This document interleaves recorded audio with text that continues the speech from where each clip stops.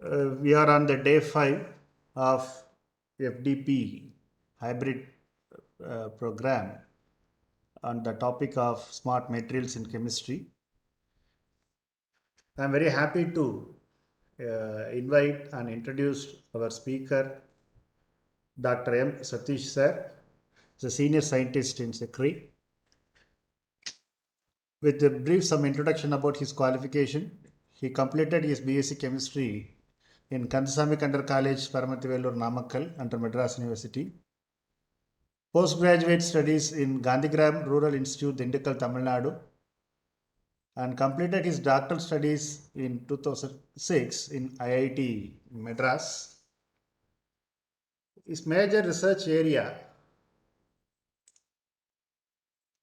from a research experience, first of all, from 2001 to 2006 as a junior and senior research fellow in Department of Chemistry, IIT Madras.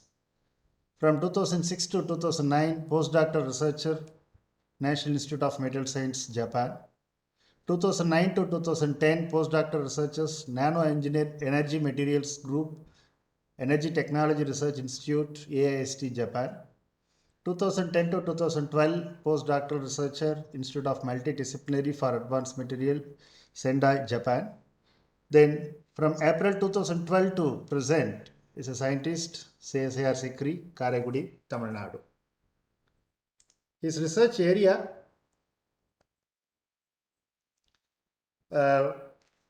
nanomaterials, photo and electrochemical energy storage devices, conversion and environment remediation, development of functional graphene-based electrodes for supercapacitor and advanced lithium-ion battery, development of fluorine and fluorine-based nanomaterial for energy and environment applications, photocatalytic and electrochemical process for generation of hydrogen and decontamination of water.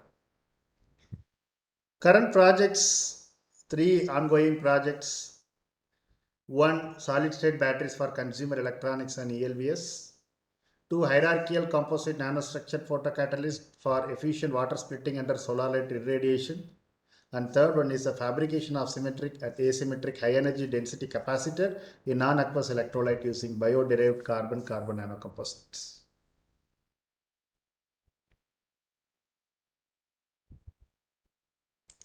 His achievements and honors: he received JSPS Postdoctoral Research Fellowship in 2010, qualified UGC CSIR in 2001, qualified GATE in 2001, MNA Postdoctoral Research Fellowship August 2008 to 2009, and he delivered several invited talks throughout worldwide. And under the guidance, so far 10 PhDs complete, 7 PhD completed, and 10 theses get evaluated, and so many membership in some of the professional bodies like Catalysis Society of India, Society for Advancement of Electrochemical Science and Technology, Electron Microscopy Society of India, Indian JSPS Alumni Association as a life member, Material Research Society of India, etc.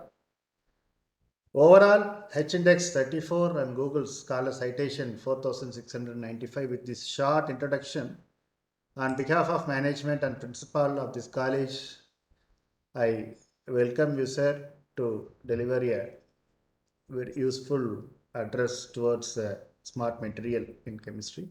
Once again, I welcome, sir. Yeah, thank you, sir. Thank you so much for the very nice introduction. I take this opportunity to thank Adiman College for giving this opportunity, particularly for the Department of Chemistry and Department of Chemical Engineering. Also, I personal thanks to Dr. K. Sokumar sir, HOD Chemistry, and Dr. Sundaram sir for the opportunity. Maybe I just share my slides. I hope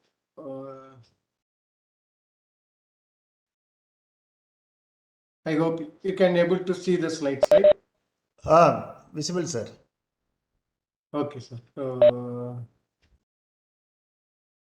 Just a minute. I will just.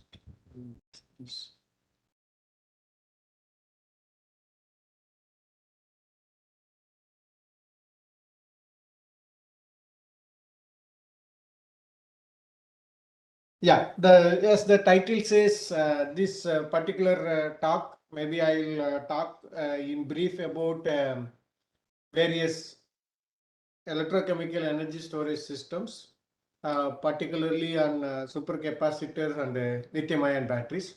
But of course, before going into the talk, I will give very brief background about why people are interested in energy storage devices, particularly electrochemical energy storage devices, and what are the roles of these smart materials or advanced materials in these devices.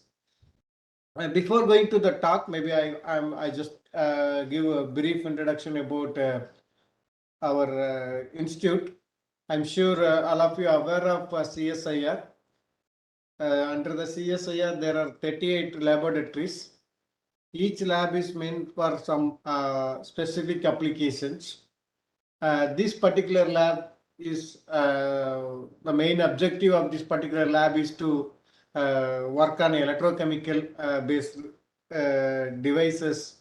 It's not necessarily devices. For example, wherever the electrochemistry involves, like for example, we have 6 major divisions.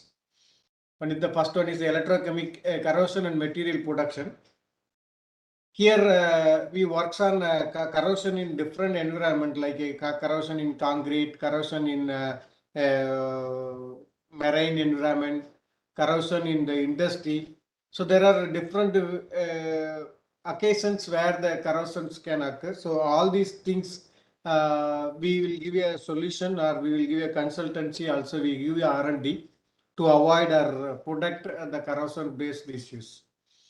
So similarly, we have electrochemical power source division. Actually, I am belongs to this particular division. Here we are working on various energy storage devices, particularly batteries and supercapacitors, fuel cells, flow batteries. In batteries itself, there are different kind of batteries, like lead acid battery or lithium-ion battery, sodium-ion battery. And then recently there are metal air batteries are also we are working on it. Similarly, the electroplating and metal finishing division is basically looks the name itself. We can see that it's a kind of engineering work where people are working on plating of metals or coating of a particular metal on another metal. Also, extraction of metals from the ores by using electrochemistry. In the case of electrochemical process engineering, we are taking care of the industrial waste water as well as the other treatment plants. So where by using electrochemistry, wherever we could able to give the solve the issues. Similarly, we do have electro-organic and materials electrochemistry division.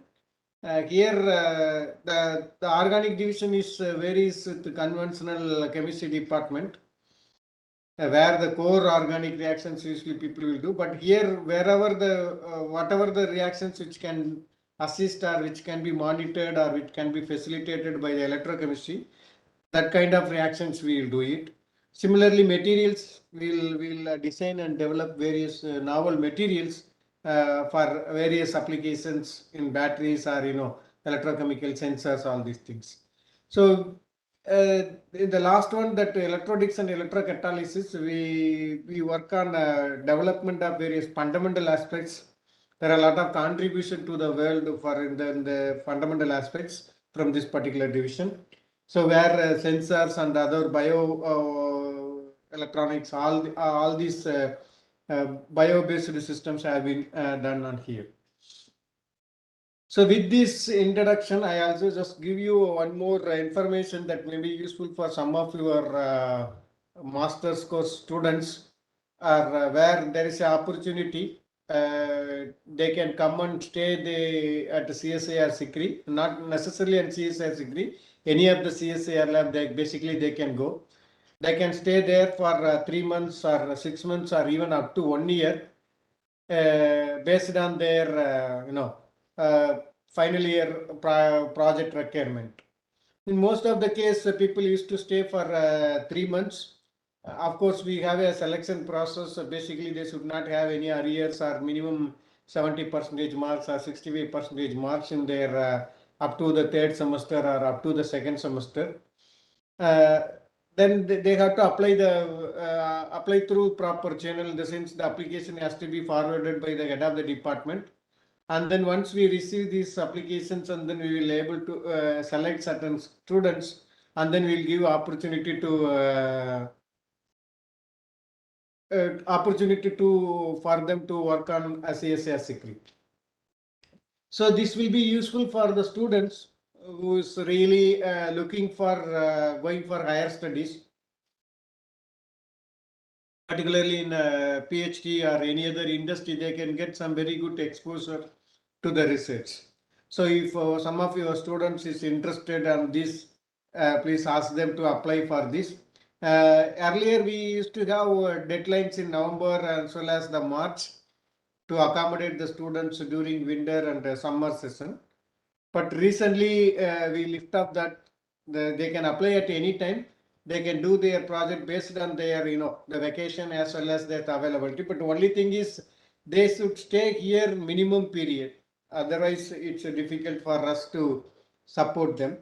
So also, since they are also making the payment, it is now become mandatory. They have to be here a minimum of 56 days in the case of 3 months project. Coming to the research work, our group works on various aspects of materials.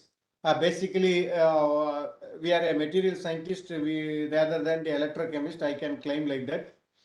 Basically, we will develop some materials for some specific applications like all solid state batteries, photocatalysis, and supercapacitors. The top two, where we will use some specific techniques to prepare metal oxides or sulfides uh, or exfoliation of 2D layered materials. We use supercritical fluids. I think many of the chemistry people will be aware of. So what is a supercritical? When you take the solvent to above this critical temperature and pressure, the solvent will behave like a critical fluid. So that stage, that property of the solvent will be completely different from their normal state, or whether it's a liquid state or a vapor state. But the supercritical state, that physical properties of the solvents are be completely different. In the sense, for example, water, some of the salts is soluble in water in normal conditions, but at the supercritical conditions, these solvents may not be soluble, or some of the salts which are not soluble in water at ordinary conditions, it will become very soluble in the case of supercritical stage and the same water. So we are trying to utilize this particular process for the exfoliation of 2D layered materials, particularly graphene, MNO, molybdenum oxide, tungsten trioxide. So all these layered materials we usually will try to exfoliate it. In the other side, we are working on fundamentals of fullerene, so where fullerene, we have C60 molecules. So this C60 molecule can be arranged into a tube or sheets or kind of different morphologies by having liquid interface. Basically, we use two immiscible liquids where the fullerene is soluble in either one of the liquid. So there is an interface between the two liquids. At the interface, the interfacial chemistry is not yet much explored. So we wanted to use that one for the preparation of nanomaterials. So coming to the today topic, for example, the storage. I'm sure you all aware now people are moving towards uh, renewable energy sources. So if you see the list out our possible sources, you could see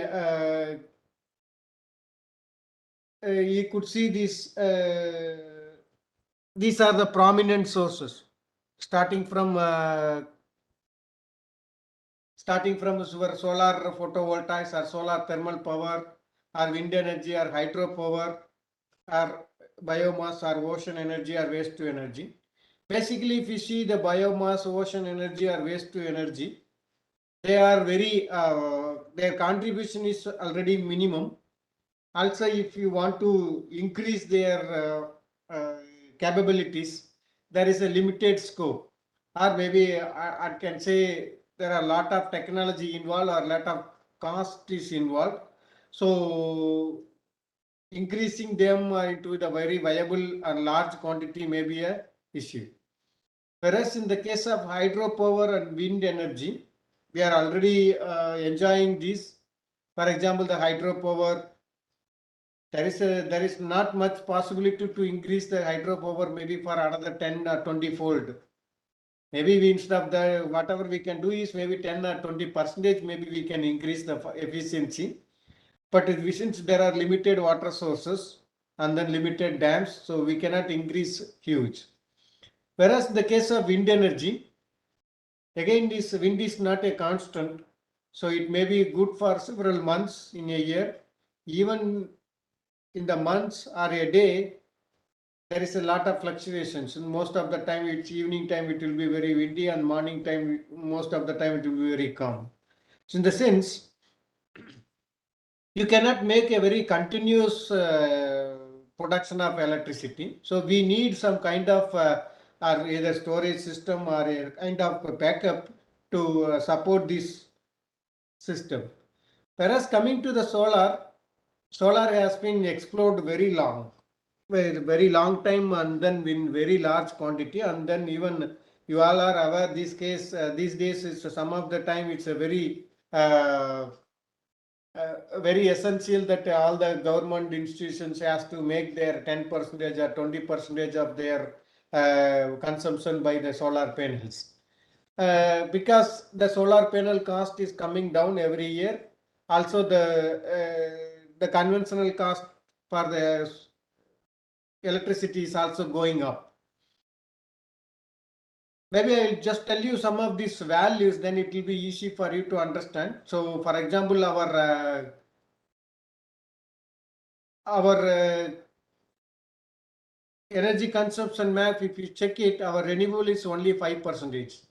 The hydroelectric is only 6%, and nuclear energy 4%. Is coal is the major 27, and natural gas is another major one, it's a 24, and oil is a 33%. So basically, they want to increase these renewables to maybe more than 80%. Even if it is out of this 5 to 10%, if you see the hydropower or wind power or solar power is all are equal. But if you coming to the solar energy system,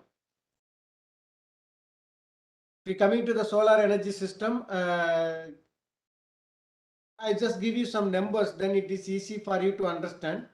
1,25,000 tetrawatt of solar energy strikes the surface of Earth. If you convert, in the case of global consumption, if it was 13.5 tetrawatt in 2001, out of this 13.5, 81 to 85% is we used from the fossil fuels. Whereas based on the data, it is predicted that in 2050, it will be 30 tetrawatt. In the sense, if you convert 0.16 coverage of Earth with 10% efficient solar cells, we can able to make a 2/3 of 2050 requirement. Okay. So I'm sure many of you are aware the conventionally available solar panels. I'm not talking about the price, but the conventional solar panels, that silicon-based solar panels, are close to 30%, 30 plus percentage, 30 to 40%. Of course, there may be 1 or 2% decrease in the performance every year, but it can serve you for almost 10 to 15 years. Whereas 0.16% is a global data that is easily possible countries like India, where the sunlight is very bright in all the year. Even all the 365 days we used to get very good sunlight. Only the problem is the price. As of now, as I told you, the silicon, the commercial solar panels are based upon silicon, particularly crystalline silicon material. So obviously the cost is high. Also the efficiency is the another big issues. But what my point is, we can whatever we have it at present is much higher than what is the global requirement. So as of now, the solar electricity charges are maybe not even 2 to 3 times. It's maybe only 2 times higher than the conventional electricity charges. Also, it is very clear that the conventional electricity charges are going up every year. So maybe after 2 or 3 years later, then this solar-based electricity charges are much cheaper. But the point is, what do you do for the night time? Okay, so we have to use this sunlight, or maybe the energy produced using the sunlight or any of the renewable energy sources, and then should store it for the night time use.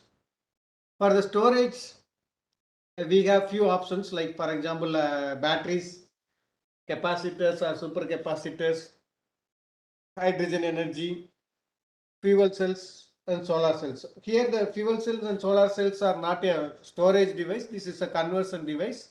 In the case solar cells, you know that light energy is converted to electrical energy.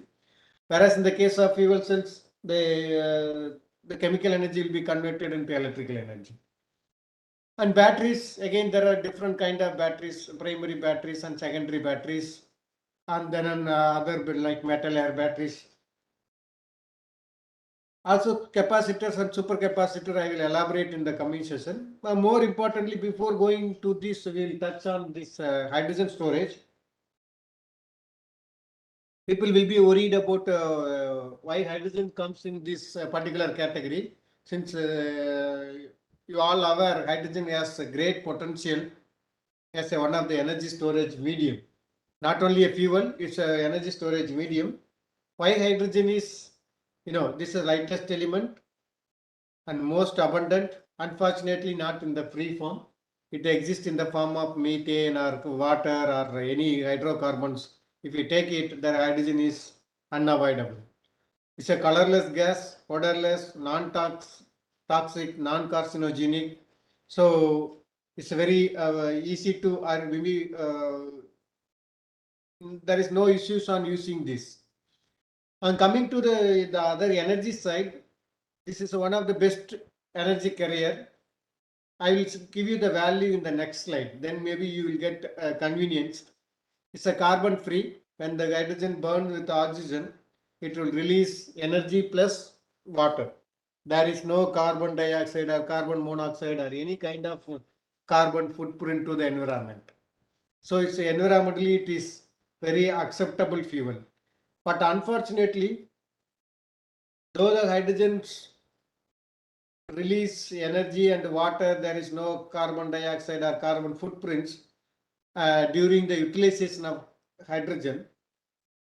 The production of hydrogen, during the production of hydrogen, there are a lot of carbon dioxide or other gases are been released. So that means we already made the damage when you make the hydrogen or when you produce the hydrogen. But we are using the hydrogen, there is no pollution. So this is not acceptable. So that's why now these days people are working on green hydrogen, in the sense somebody will ask green means what, or is the hydrogen will be in green color or what. So it's not so. Here the green means during the hydrogen production itself there should not be any kind of carbon dioxide or any kind of carbon footprint to the environment. So that is why they call it them as a green hydrogen. So whatever the hydrogen which we are get it from the conventional methods are not green. Okay. So the other advantage is it can be used as a efficiency enhancer in the IC engine directly without any further major modifications. In addition to this, in many cases we may need only electricity, not in the form of heat or something else. In such a case, we need to use them in a fuel cell, and then we could able to make electricity. Also, more importantly, it is a very superior energy storage device when compared to batteries or even conventional fuels. As I told you earlier, you could see here, I just compare the energy density of the different system. The lithium ion batteries can store up to 0.54 megajoules per kilogram. Whereas in the case of gasoline, that means your petrol or diesel, the maximum storage capability for this oil related thing is only 46.9 megajoules per kilogram. Whereas the hydrogen is 120 megajoules per kilogram. You could see the difference, right? So it's maybe when coming to lithium ion battery, it's a 220 times higher. Even with the conventional fuel, it's a 2.6 times higher. So that's why this I'm sure all of you are aware that recently government is promoting all kind of research related to the hydrogen, both for hydrogen production, both for hydrogen storage or transportation, any form of proposal which is related to hydrogen that would be most likely funded. It's not only that hydrogen is as a fuel, it has to satisfy certain parameters. But surprisingly, these all the parameters like lower heating values and self-ignition temperature or flame temperature or everything is satisfied by this hydrogen when compared to methane or other gasolines. So in most of the cases, this is a superior or at least equivalent to the conventional fuel. So it's a well accepted for as a fuel. I am sure you might be across even 2000 or 2000 to 2005. Even when I was doing my PhD, the fuel cell was the hot topic, where the hydrogen oxygen fuel cells are a lot of effort has been made. At the time itself, this kind of small demo vehicles are came. So here you could see this is a bicycle. This the carrier. This one is a small cylinder they attach, and then here the basket they put a small fuel cell. This could able to power the bicycle for 70 to 100 kilometers with 30 kilometers per hour speed. You can use this particular cycle. Similarly, they also designed a car, and then even the cars are on the market on the road also.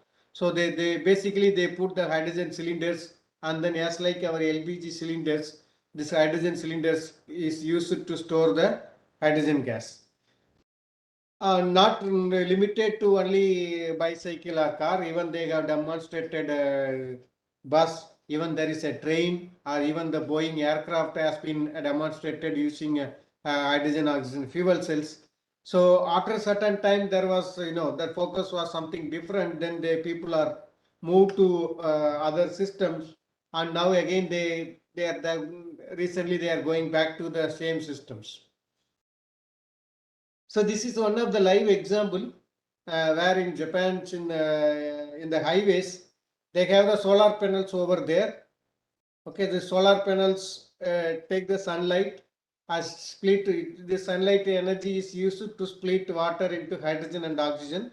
The oxygen is stored on here at the bottom, and then whenever this vehicle comes, then they can simply fill it the oxygen gas as like your LPG gas filling in our car or CNG gas filling in our car. This fill it and then go.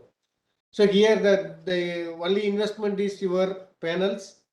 The sunlight is free of cost, and then anyway you have water availability is there is not an issue, and then this could be realized. Okay. But unfortunately, there are certain things why people are left to other system is this is another reason. Carrying a hydrogen gas in your car is not a easy joke. Like in case of any accident, particularly when you have vehicle related applications, in case of any accidents, so the leakage of this hydrogen will make another big damage. So the damage will be much worse than the conventional damage. Okay, since it is the hydrogen is highly reactive, and then it will create a hydrogen bomb like fire into the during the accident. So because of that, it's very difficult to, or it's not advised to carry hydrogen. That's why even in these days in cylinders, in many cases, we used to have only 5% hydrogen cylinder with argon or nitrogen gas. Very rarely we use pure hydrogen cylinder even for the reacts, even the R&D labs. Okay. So coming to the summary of the hydrogen is there are a lot of opportunities for funding. One is for the hydrogen production through different route, either conventional electrolysis or photoelectrochemical cell or photocatalytic hydrogen productions. I'm sure you all are aware of these issues. For example, the hydrogen theoretical voltage is for splitting water into hydrogen and oxygen is 1.23 volt. Unfortunately, due to the over voltage in hydrogen evolution as well as the oxygen evolution in any medium like or acidic medium or alkaline medium, the decomposition will take place at only at 1.8 or 9. So the excess 0.6 or 0.7 volt which are giving is a great loss when you, particularly when you think about making an industrial scale hydrogen. This is the it's not economically viable process. So of course, wherever there is a pure hydrogen is required, so this process are people are still using. And then the photoelectrochemistry and photocatalysis, people are trying to give some kind of semiconductors.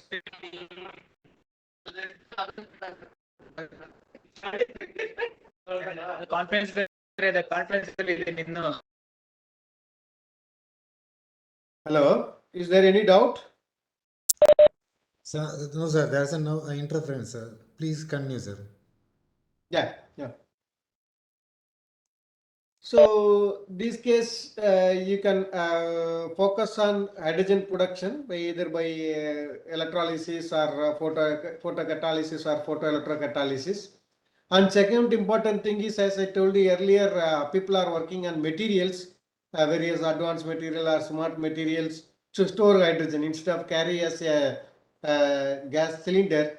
They wanted to store it in the form of solid form. So whenever there is a requirement, this hydrogen can be released from these solid materials, so that the damage by the hydrogen gas will be minimized. But unfortunately, some of these materials has its own issues like heavy weight or poor hydrogen storage capabilities. So because of all these reasons, this research is still active, and then those who are interested on material science or they're related to hydrogen storage can able to think of having some kind of developing materials for this purpose. And third important issue is the distribution. As like it's not easy to distribute as like our liquid fuels. Anyway, I think if according to the law, among these three, the first two are major challenges, and then once if you are get it stabilized with this, and then the third one may not be a big issue. So let quickly go through on the nanomaterials. I'm sure most of you are aware of what is nanomaterials. Why? Since it is not a new, it's almost known for more than 20 years, and people are these days well versed with all kind of nanomaterials. But still, for the benefit of the someone which who are new to this, I just quickly go through it some of this advantage of these nanomaterials. So all are aware this nanomaterial in the sense it's the size has to be in the 10 power minus 9 meters, and then generally 0.1 to 100 nanometer we'll call them as a nanometers. I can see some papers they will write even 500 nanometer as a nanoparticle, but generally that is not acceptable. At least one of the dimension it should be within 0.1 to 100 nanometers. So basically, for 1 nanometer in the sense is basically arrangement of 3 to 5 atoms, and then this slide shows that what is the size of the various things, like start from your water molecule to a baseball. The size varies from 0.1 to several thousands of nanometer. But most important thing is many people will have a assumption that nanoparticle reactivity is very high because of the high surface area. Anyway, that is true, but that is not the only reason. So that's why I want to emphasize in many cases wherever I speak, I just introduce this particular thing. For example, this is a single atom, and then this is a assembly of single atom, and then this is a small cluster which has a 13 atoms. Of course, the number of atoms are increases. So it's obvious when the number of atoms are increases, the overall surface area goes down. But not only that, the exposure to the atmosphere, that means that the reactivity, for in the case 13 atom cell, we call them as a one cell. So this has a 92% of atoms are exposed, or we call it as surface atoms. When the number of cells are increases, the surface atoms composition or the percentage goes down.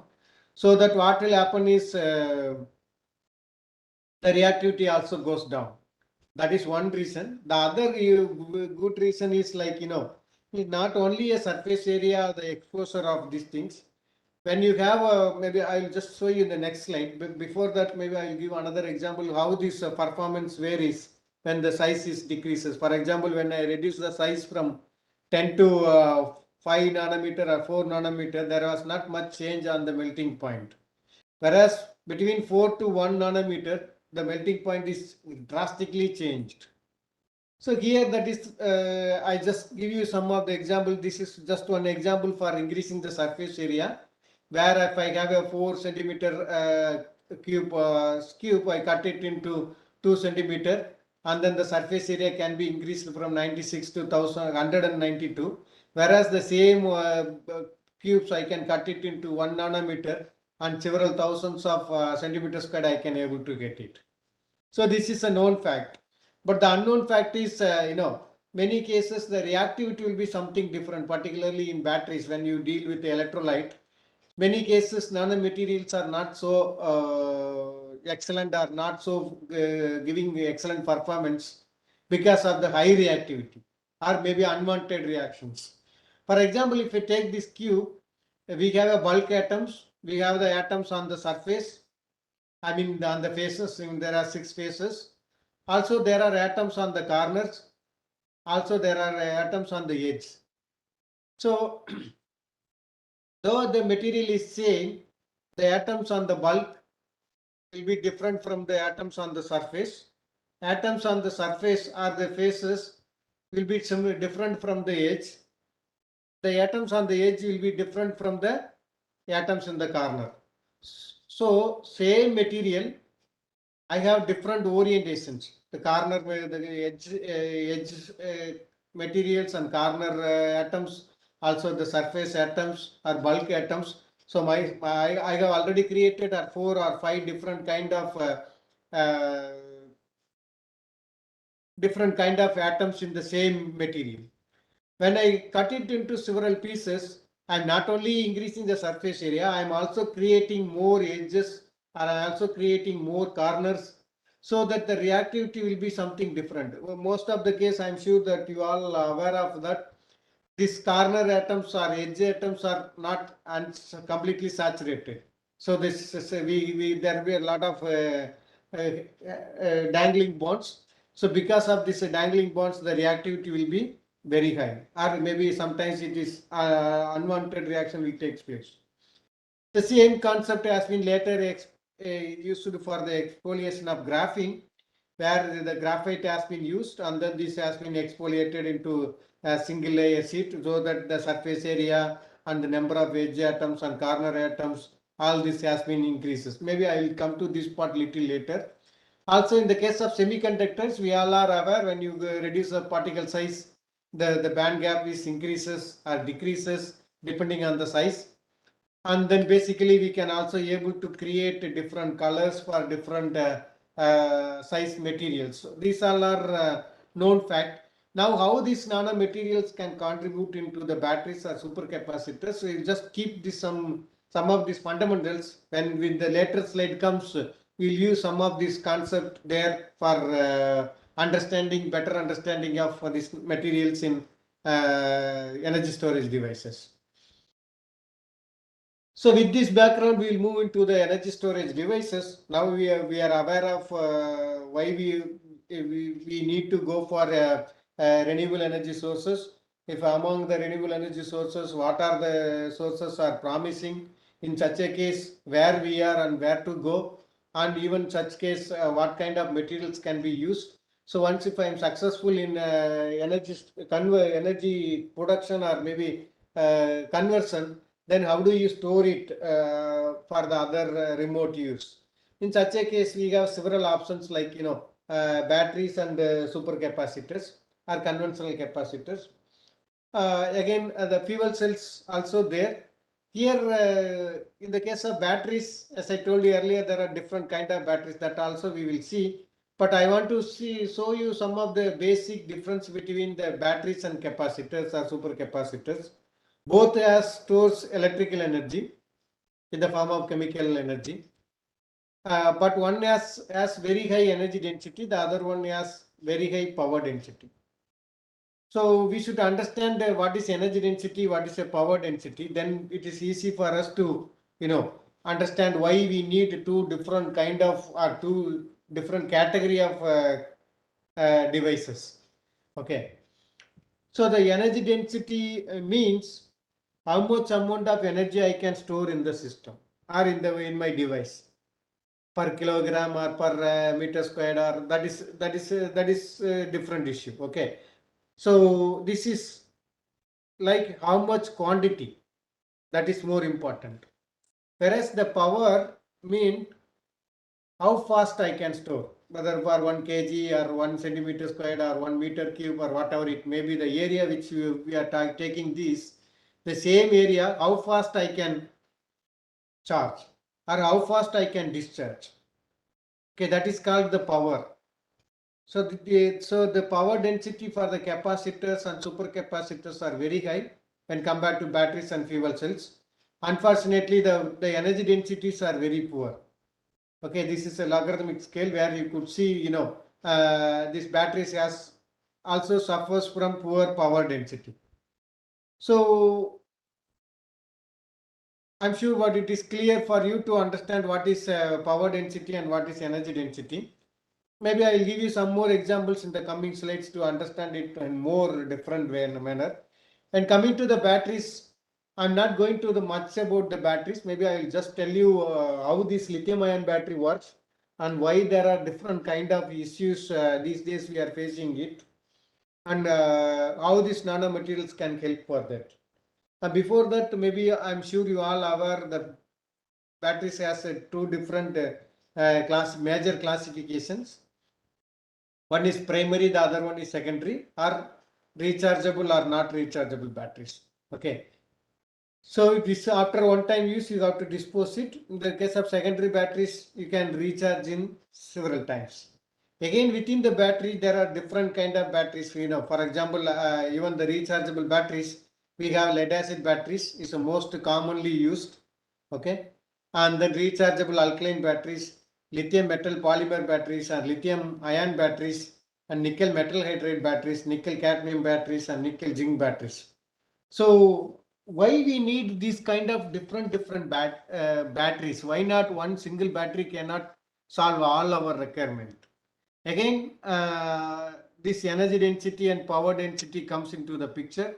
Also the volumetric capacity as well as the gravimetric capacity. I introduced new terms, that means the amount stored in per liter or amount stored in per kilogram.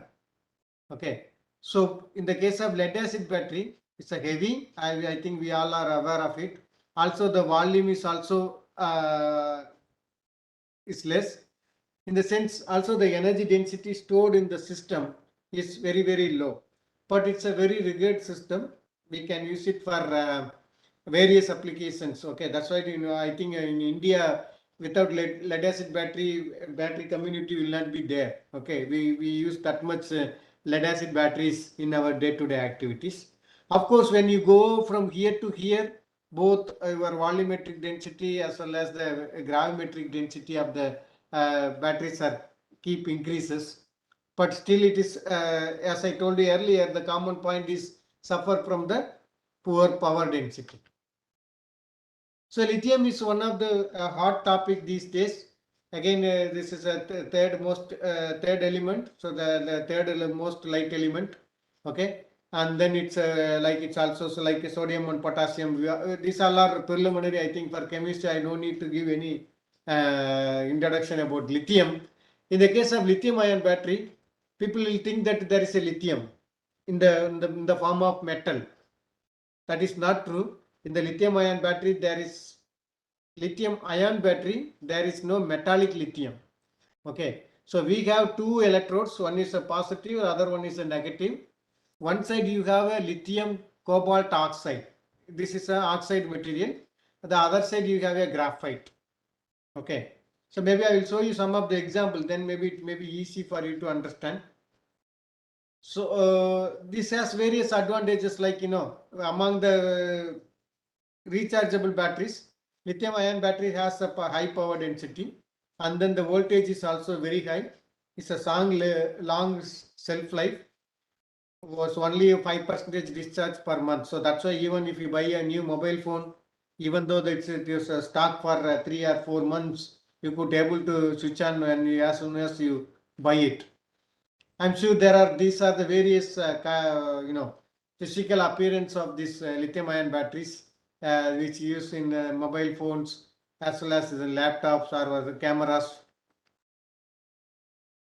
And then this is the pictorial representation of this lithium ion batteries. As I told you earlier, one side you are using a graphite as a anode, and here lithium ion phosphate or lithium cobalt oxide. There are different kind of lithium containing compound, particularly crystalline compound, will be used. Let's see how this works, and then we will also understand why it easily fails. Since lithium ion battery is one of the easy one or most vulnerable to any kind of failure, whether or if you use in the case of any kind of abuse, the battery will become inactive. So here, as I told you, we have some lithium containing compound, and then this is anode. This is nothing but a graphite. Graphite is a layered carbon materials. I'm sure you all are aware of it. So there is a space between the two sheets. This distance will be around 0.33 nanometers. So in between we have a electrolyte. Basically some lithium containing salt will be dissolved in the electrolyte. When you connect it to the external circuit, basically what we are doing is we are trying to pull some of this electron in opposite direction. That means we are moving the electrons from your cathode to anode side. Once this electron moves to here, and then it will taken by this graphite.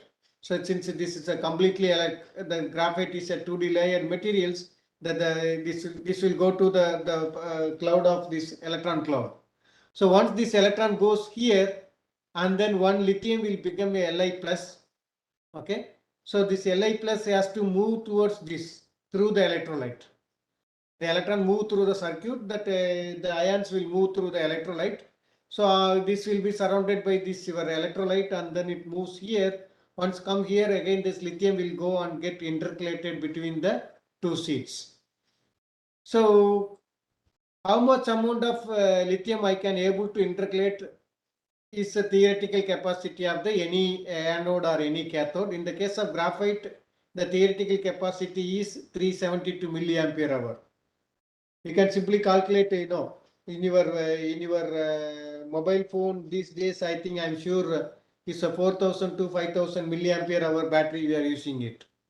Okay, that means how much amount of these electrode materials are there. You can simply calculate it. So here the important parameters are, it has to be largely reversible capacity, in the sense this has to be, the reversibility of this process has to be high.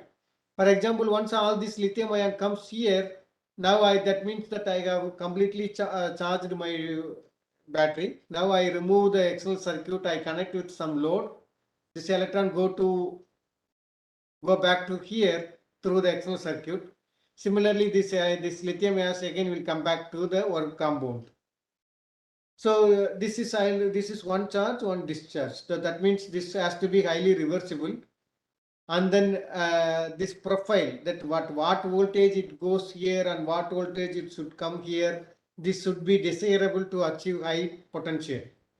It's in the sense it's individual cell voltage.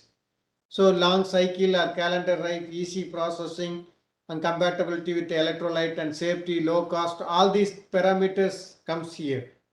But the point is, lithium ion battery life is mostly 4 to 6 years, or maybe if you are unlucky, sometimes it is even 2 to 3 years. Why this get failures? That's I will just explain.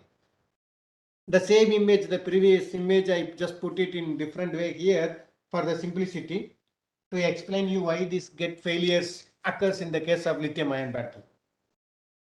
For example, here I use lithium cobalt oxide. There are n number of crystalline lithium containing compounds. Out of that, only few materials are used. The first requirement is it should be highly crystalline, and second important thing is the voltage. Now, as you can see this image, the dark atoms are lithium, these all are oxygen atom, these red atoms are cobalt. So this is your graphite structure. So what is happening is this lithium will go from here to here when I am charging. For example, I have 100 lithium ions in this crystal. So when I charge it, all these 100 lithium ions should go there, or maybe 99. Okay. So when discharge it, all this lithium ion, all the 100 lithium ions should come back. So in practically that may not happen because this carbon may have some kind of functionalities or some kind of defect by nature. So because of this, what will happen is some of the lithium ions will strongly absorb here. So it will not come back here. So I sent 100 lithium ions, maybe 99 or 98 came back. Even out of this 99 or 98, all this lithium ion has to go and sit its original position for the next cycling. That will not happen. Maybe some of the lithium ions will go and sit in some other voids which is not filled earlier, and then maybe some of this lithium ion will take this electron and then get plated here, or is a kind of lithium deposition over there. So this kind of process will take place. Because of this, next cycle you may have only 96 or 94 lithium ions. So this process maybe every charge and every discharge you may lose several lithium ions. So that's why when you buy a brand new lithium ion batteries, or for example your mobile phone with 5000 milliampere hour per gram, if I charge it, if you charge 100%, most of the time it will be more than 1 day without charging you can use it.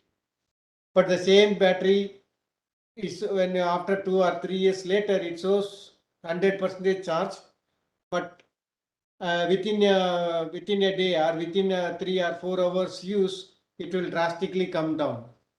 Okay, because the number of lithium ions originally settling between your anode and cathode is drastically come down, so that maybe after 2 or 3 years later, maybe 50% or 40% of the lithium ions only will settle between your anode and cathode. So obviously the energy, the performance, or maybe the capacity of the battery will reduce to almost 20 to 30% of initial capacitance. So I'm sure this is a very crude way of explaining why this lithium ion battery fails very quickly. So of course there are so many other reactions. Also your what kind of salt you are using it, what kind of electrolyte you are using it, and how fast you are charging it, how fast you are discharging it. For example, as I told you in the beginning, the power density of the system is less, in the sense the charging has to be slowly, has to be charged. Similarly, you have to discharge it slowly. If you try to charge it fast, or if you try to discharge it fast, the system will get collapsed. So for example, I completely charged. So all these 100 lithium ions comes here. instead of slow discharge, I make it very quick discharge. So this all this lithium ion may not go and sit on these voids. Instead of that, they will sit in some other place, or they will get metallic. They will form some small clusters. All these kind of things will take place. Because of that, this may not be available for settling next time. So most of the case, your battery manufacturer will take care of these issues. They will have electronic circuits, so that even if you try to do it fast, quick charging or quick discharging, that circuit will not allow you to do that. So obviously you have to wait for certain time for charging as well as the discharging. So we'll go into the supercapacitor part. Maybe I will explain how the supercapacitor works, and then maybe we'll break for 5-10 minutes. Then we will continue for what we are doing at CSARC3. So the supercapacitor, as I told you, this is alternate, or maybe the working principle is something different. Here the super implies the amount of energy stored in the system is very high. For example, in the conventional capacitors, I'm sure you might be seeing some kind of small capacitors in your electronic circuits. So if you see the capacitance range, it will be around 1 micro ohms or 10 micro ohms worst case, or maybe 50 micro ohms, or some cases it will be 0.5 micro ohms.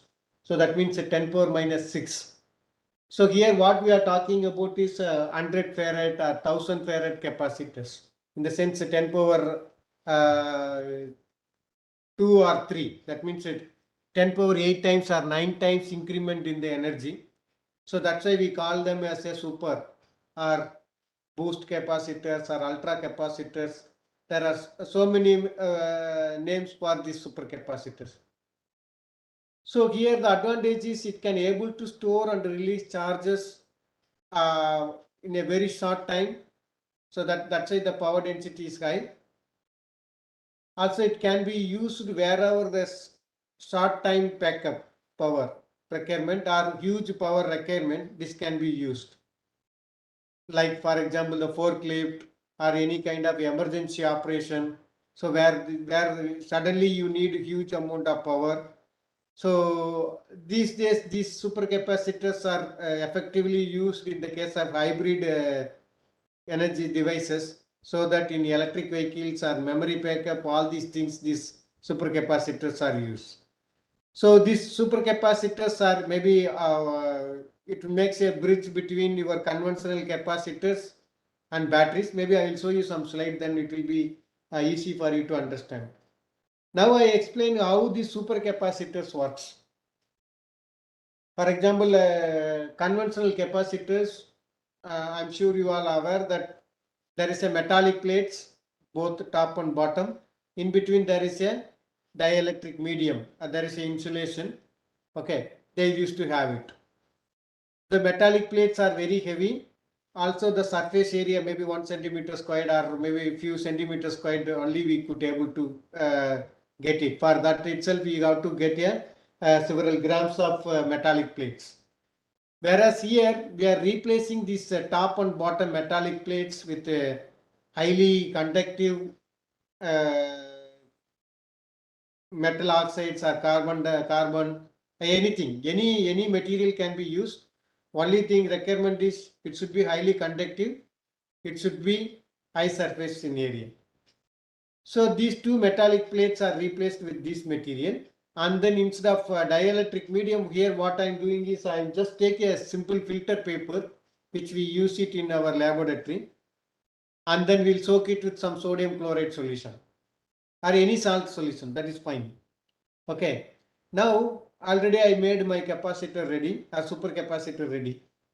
Now what I am doing is I am going to connect with, as like my batteries, I am going to connect with my external circuit. I am trying to pull some of this electron from top to bottom. So what will happen is now both top and bottom there is no charge. Now I pull this electron from top to bottom forcefully by external force. This will become a positive charge, and then this bottom will negative charge like this. Okay. So once the positive charge and negative charge created, the ions in the electrolyte will move towards the opposite side. For example, the sodium ion move to the negative electrode and chloride ion move into the positive electrode. But here the thing is, still these ions are within the electrolyte. It's not transferred or it's not converted into any form into in the carbon materials or electrode materials. Okay, it's physically separated, that's all. Now, for example, if I remove all this, if I send all the electrons to here, that means I completely charge. Now I remove it from the circuit. I connect with some load. In the sense, this electron move back to the original place. So once all this electron goes back, this negative charge disappear, the positive charge disappear. Once the positive and negative charge disappear on the electrode surface, this negative ions is attracted by the positive ions, or positive ions is attracted by the negative ions. Because of this, again it will go back to as like the original position. Okay, this I am just connect some bulb or some any kind of load. Finally, it will go back to like this.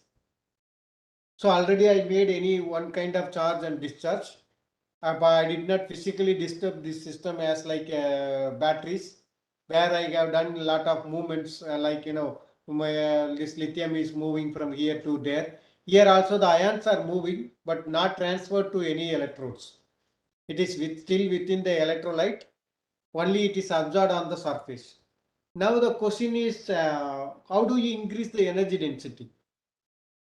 The energy density of the device is mainly depends upon how much amount of charges I can able to separate it. If I can able to separate 100 ions, my charge is X. If I can able to separate 1000 ions, my capacity is 10x. Also, this absorption desorption process is a very quick process.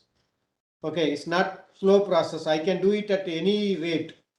In the sense, I can charge, I can discharge in any rate, so or any speed. So nothing will happen to the system. So that's why the supercapacitor life is several years, or maybe you can say if we buy this kind of electrochemical double layer capacitors, the life of these capacitors will be like almost 20 years or 30 years. Almost in your life you can buy one or two times, that is sufficient, unless otherwise you break the system physically. So now what I am doing is I am trying to increase the energy density. Since the power density of the capacitors is already very high, I want to increase the energy density. In such a case, how do you increase it?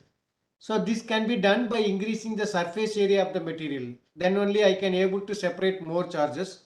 Now you could see here I have some kind of carbon which has 2000 meters squared, not centimeters squared. It's a 2000 meters squared per gram.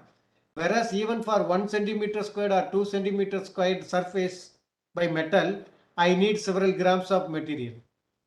Whereas here, the same 1 gram of material, I can produce much higher amount of surface.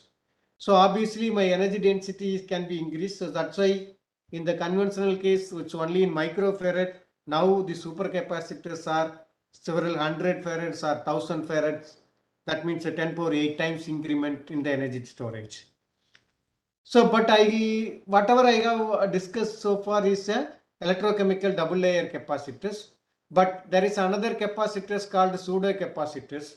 It's almost like your electrochemical double layer capacitors, or I can say this is a battery kind of behavior as well as a pseudo double layer kind of behavior, where the redox reaction takes place. Like the battery, there is a oxidation and reduction reaction, but unfortunately this reaction has to be takes place very quickly, not very slow manner.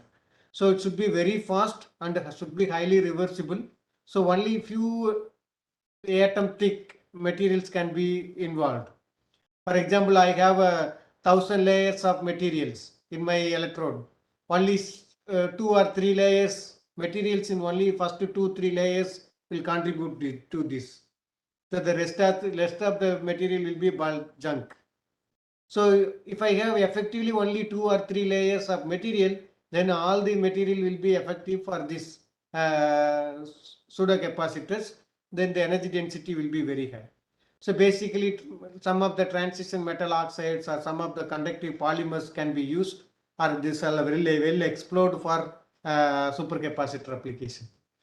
So maybe this is the last slide for this particular one. Then maybe after this we'll move towards more on supercapacitors. Maybe after this slide we'll go for a break also. So these slides connect all your capacitors and supercapacitors and batteries. As I told you earlier, the charge discharge time in the conventional capacitors is only picoseconds to milliseconds, whereas in the supercapacitors it is milliseconds to minutes, since the energy is in the system is very high. Whereas the batteries it is in hours. The temperature is more or less same, but if we come to the lifetime, your lifetime of batteries is maybe 150 to 1500 cycles, hardly maybe 4 or 5 years. Whereas in the case of supercapacitor is several maybe 30 to 40 years. In the case of capacitors, it's almost endless, unless otherwise you do any physical damage. So the power density, again, if you see, the capacitors are very high when compared to supercapacitors, and supercapacitors are much higher when compared to the batteries. Whereas the energy density is vice versa. The energy density of batteries are very high when compared to supercapacitors and conventional capacitors.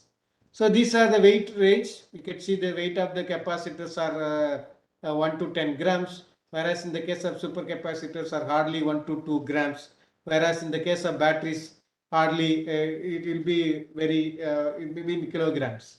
Okay, so this is the difference between the different energy storage devices, particularly batteries and capacitors and supercapacitors. My group is mostly working on supercapacitor fabrication. So maybe I'll put another 30 to 40 minutes more on these supercapacitors after the break. So now the time is 8:26. Maybe we'll meet at 8:35. I think is it fine, right? Sir, is it okay, sir? Okay, sir. Yeah. Thank you. For the convenience, I will stop it here. Yeah.